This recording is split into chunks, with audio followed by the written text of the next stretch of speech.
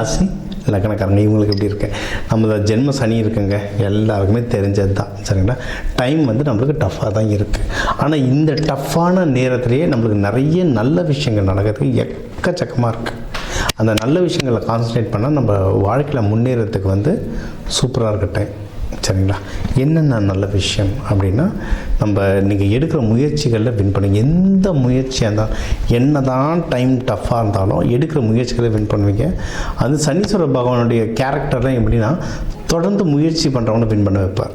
So உங்களுக்கு ஜென்ம சனி நடந்துட்டு இருந்தாலும் தொடர்ந்து முயற்சி பண்ணிக்கிட்டே இருக்கிறதாலும் நீங்கள் கண்டிப்பாக வின் பண்ணுவீங்க. இதில் நீங்கள் ஃபஸ்ட்டு நீங்கள் தொழிலில் பிஸ்னஸில் நல்லா முன்னேறதுக்கு எக்கச்சக்க வாய்ப்பு இருக்குது.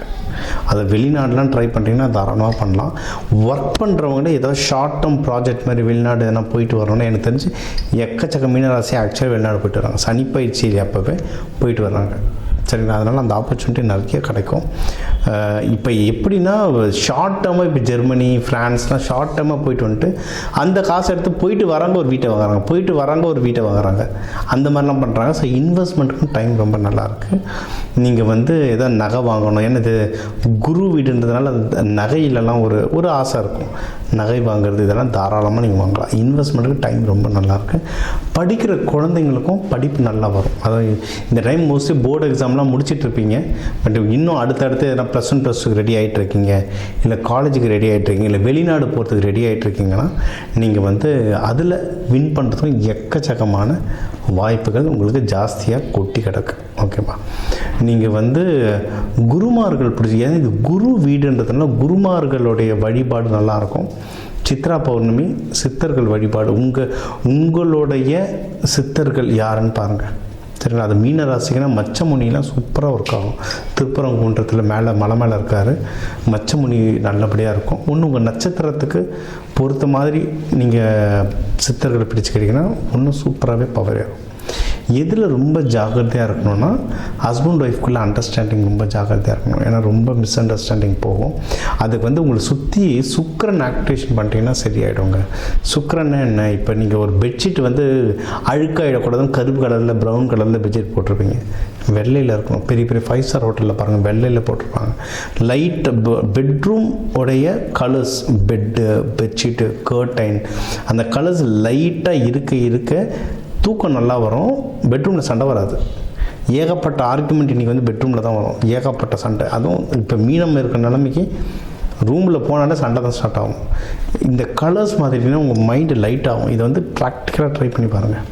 அதே மாதிரி தலகாணிலாம் 3 மாதத்துக்கு ஒரு தடவை சேஞ்ச் பண்ணிகிட்டு இருக்கணும், இல்லை அட்லீஸ்ட் 6 மாதத்துக்காக சேஞ்ச் பண்ணிட்டு இருக்கணும். நீங்கள் வருஷ கணக்கில் வச்சுருந்தீங்கன்னா நீங்கள் அது மேலே படுத்துட்டு அழுதுது, புலம்புனது, சண்டை போட்டது எல்லாம் அதில் எனர்ஜி இருக்கும். அது அப்படியே திருப்பி சுற்றிட்டு இருக்கும். நீங்கள் 3 மாதத்துக்கு ஒரு தடவை இல்லை மினிமம் 6 மாதத்துக்கு ஒரு தடவையாவது நீங்கள் புதுசாக வாங்கினீங்கன்னா தான் மைண்டும் உடம்பும் ஃப்ரெஷ்ஷாக இருக்கும். அப்படி தான், இல்லை அட்லீஸ்ட் வெயிலையாவது காயப்பட்டாவது எடுங்க மாதத்துக்கு. அப்படி பண்ணிங்கன்னா தான் அந்த வைப்ரேஷன் கிளியர் ஆகும். இல்லைனா அந்த பழைய பிரச்சனைகள் அப்படியே ஓட்டிகிட்டே இருக்கும். இதுதான் ப்ராக்டிக்கல் பரிகாரம்.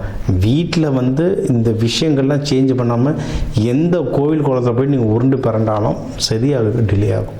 ஆனால் வீடு தான் கோவில். ஸோ முதல்ல வீட்டில் இருக்க கோவில் ரெடி பண்ணுங்கள்.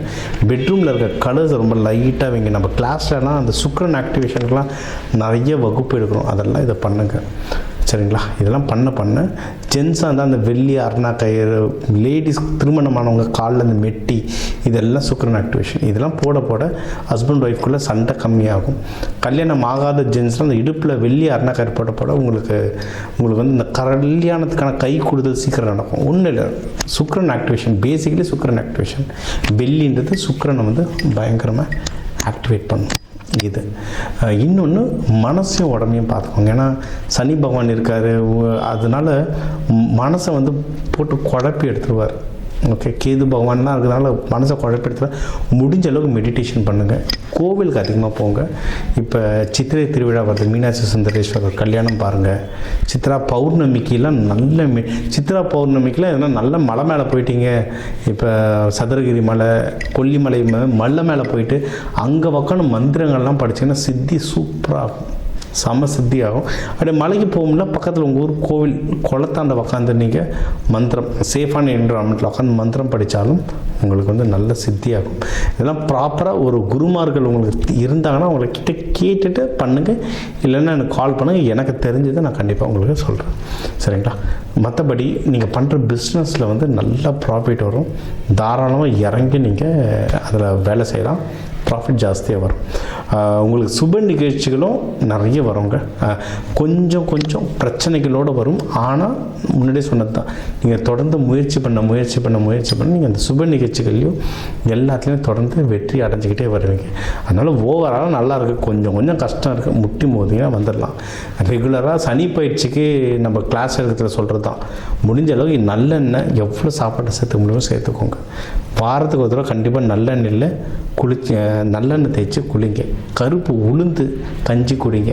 பிளாக்கு, ப்ரௌனு, டார்க்கு ப்ளூ ட்ரெஸ்ஸஸ்லாம் தவறுங்க. ஏன்னா இதெல்லாம் சனி பகவானோட பவரை இன்னும் ஜாஸ்தியாக இழுக்கும். நீங்கள் இதை போட போட போட இன்னும் இழுக்கும். ஸோ இந்த கலர் தெரப்பிலாம் நான் சொல்லித்தரேன். நீங்கள் வேணுன்றவங்க கன்சல்டேஷனும் தாராளமாக நீங்கள் எடுத்துக்கலாம். வழிபாடு தான் மீனாட்சி சுந்தரேஸ்வரர் தான். அது இந்த சித்திரை மாதம் உங்களுக்குனே வருது.